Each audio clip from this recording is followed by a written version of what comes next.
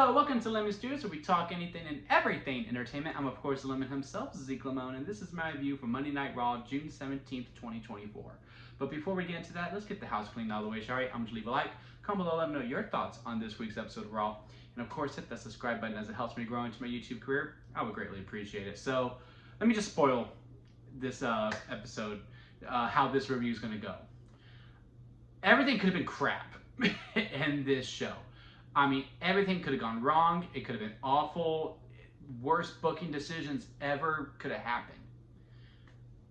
But I would have loved this episode because they're here. The new Wyatt family, or Wyatt Sick, that we're going to call them, has finally arrived into the onto Raw. No more QR codes, although I fully expect us to see more QR codes later on down to see what the mission is, because they didn't attack anyone. Well, they attacked everyone, but there's no clear direction for them yet. Got a lot of thoughts. We'll get more into it. We're gonna save that for the end. We're gonna talk about the other things, but I love this episode because love the Wyatt family. I love Bray. I'm sure they're gonna do them proud. And with the way they debuted it, I'm just excited. I'm just really happy. I'm just really happy that a hole in me has been filled for the time being, and now it's all about the execution. But yeah, let's get into the rest of the episode of Raw first. Let's talk about the Chad Gable storyline. That was one that was a real focal point. Thought the Wyatt Sick were actually going to attack him due to the CG that we see in one of the QR codes, but no. This is when we finally, Otis said, you know what, enough, I'm out. After he loses to Braun Strowman, after, not Otis, but Chad loses to Braun Strowman, the match was fine for the most part. It was just kind of weird because, like, yeah, Braun needs to win, and we're, like, building him up a little bit, but also Chad shouldn't be losing. Like, he has great momentum going, but it was all about the post-match angle. Maxine finally saying to Cesaro, like, no, you can't be doing that. And then Chad throwing her cane. That was so funny to me. That killed me. And then Otis finally pushed him. And then, later on in the show, Otis says, we're done. And Chad's like, nope, you're expelled. You don't quit me.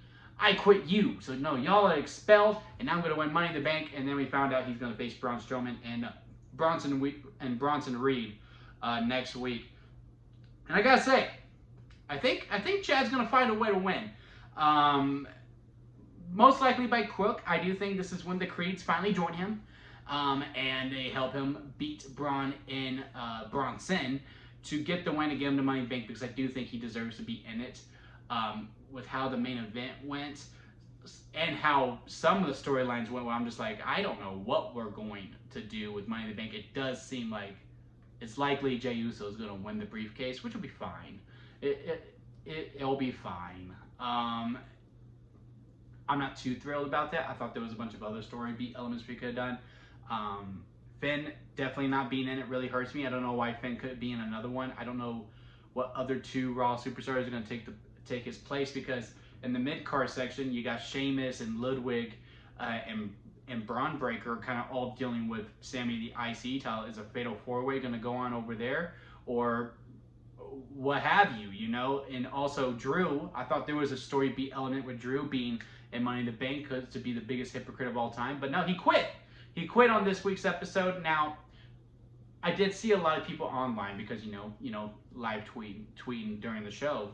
And I'm seeing a lot of people going, well, this would have hit a lot more if we didn't know that he already resigned. First of all, if The Rock didn't announce it, Fightful Select would have announced it. Someone else would have announced it at some point that he would have resigned.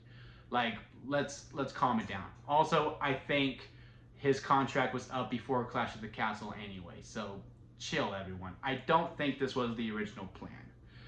Because for those who don't know, and I think most of us do know because they announced it during Clash of the Castle, is that Drew's wife had emergency surgery, and, we're all wishing her a speedy recovery, right? To me, this was just their way of going, okay, you need to be with your wife. Or Drew said, hey, I need to be with my wife. And this was just their way of writing him off for a few weeks until he can come back, hopefully for SummerSlam when he faces Punk. And, if he needs to be gone longer, whole SummerSlam, to make sure that his wife's okay, then God love him. make sure he does that. That's honestly the #1 thing when it comes to Drew. It's not about, oh, you know, story beats and all of that. It's making sure that him and his family are good. And, you know, he's worked hard. He deserves his time off, if anything, and to go be with his wife.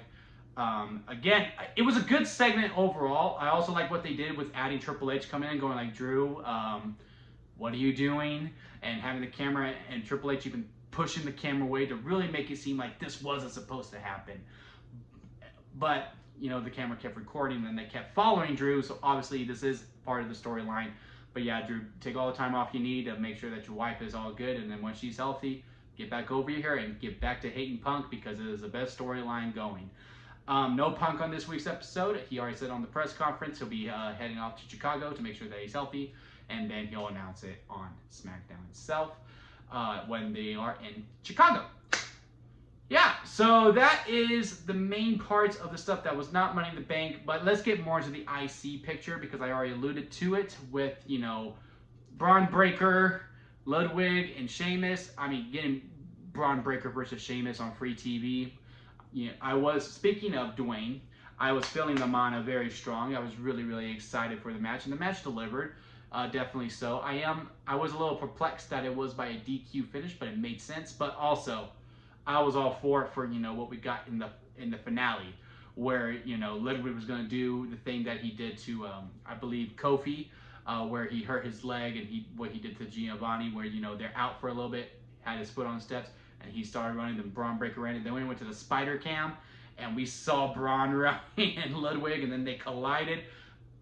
One of the best camera shots of the whole entire show, including the Wyatt Sick stuff.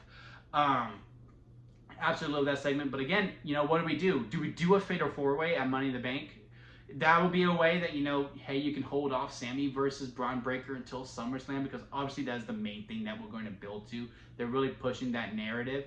And Sammy can hold on to the belt, and, you know, you keep Braun Breaker and Sheamus health strong, or maybe Sheamus takes the pin, because it does look like they're really trying to push Ludwig to be his own force, if you will. So maybe Sammy pins Sheamus that way, and then Ludwig and Sheamus can do their own thing. I'm assuming at SummerSlam, because I do think SummerSlam's going to have 8 matches, maybe 10. I do think that one's going to go a little bit long, because they're really pushing SummerSlam as, like, you know, the next best thing after WrestleMania. But yeah, maybe we do that Fatal 4-Way. But I do know Ludwig and Sheamus also cashed in for, or not cashed in, but declared to be in the Money in the Bank ladder match. So we'll see how it goes from there. Only 3 spots on each brand, only 6. That's it, which is, to me, is the perfect amount for a ladder match. When it gets to 7 or 8, it does start to get a little overcrowded to me personally. So I'm all for that. I just don't know who would be the other 2 if Ludwig and Sheamus aren't in it, especially since Drew and Finn are already out.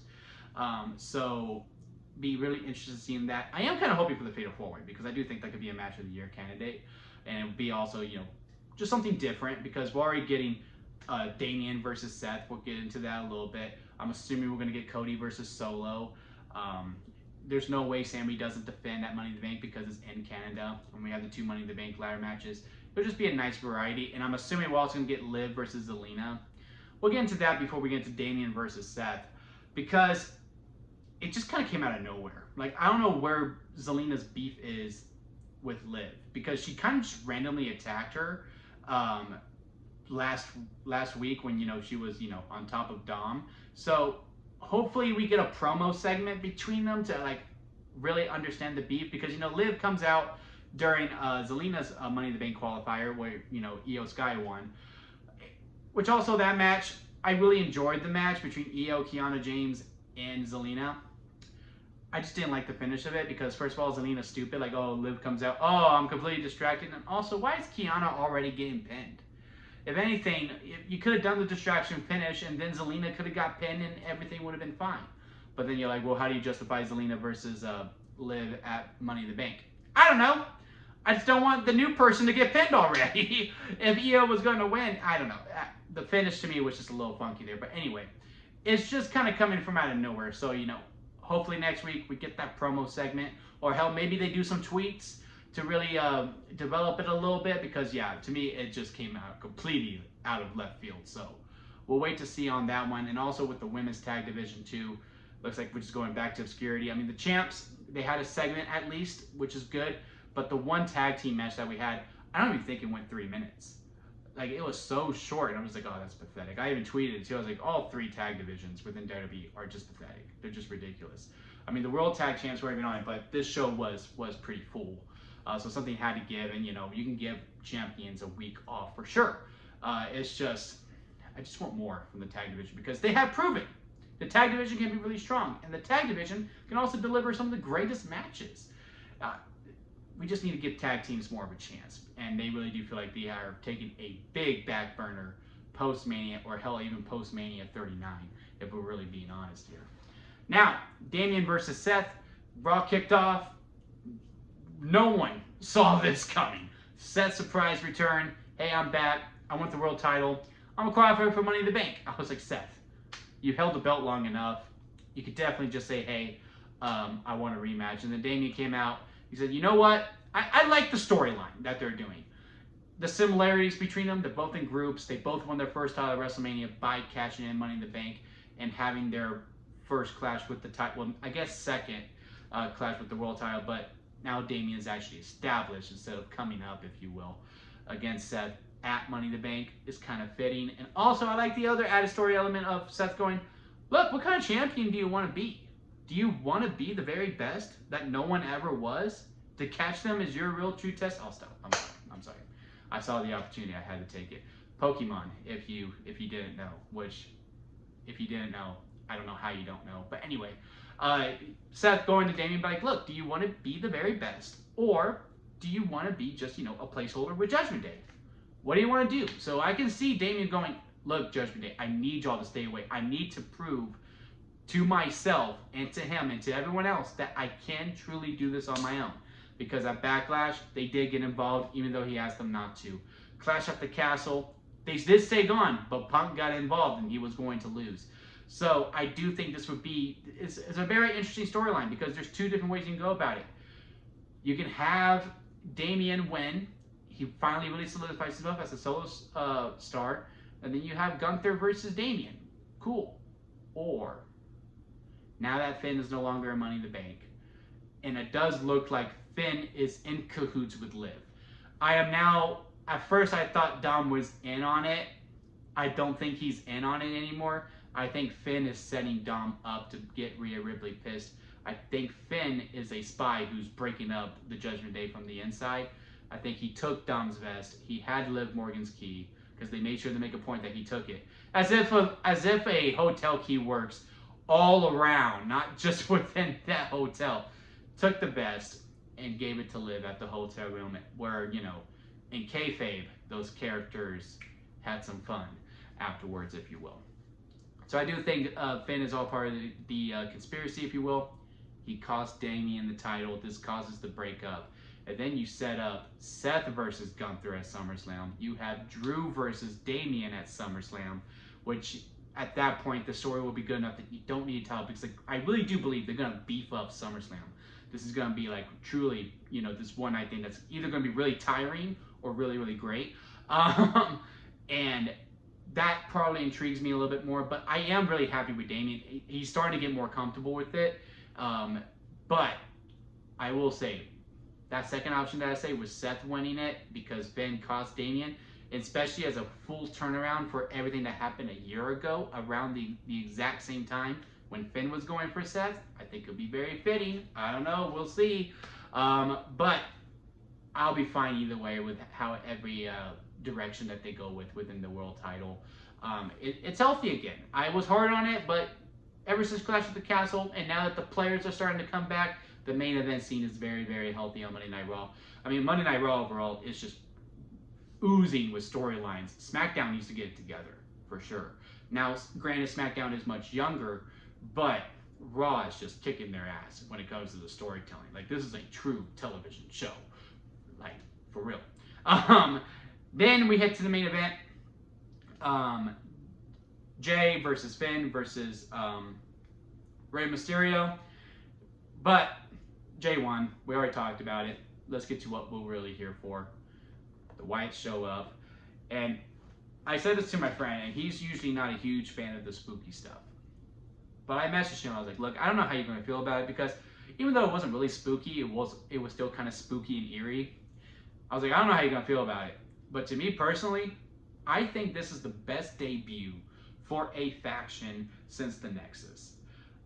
I mean, from the presentation when, you know, Jey Uso's always, I mean, I'm getting chills again, just talking about it and thinking about it. I'm going to rewatch it again after I get done with this review.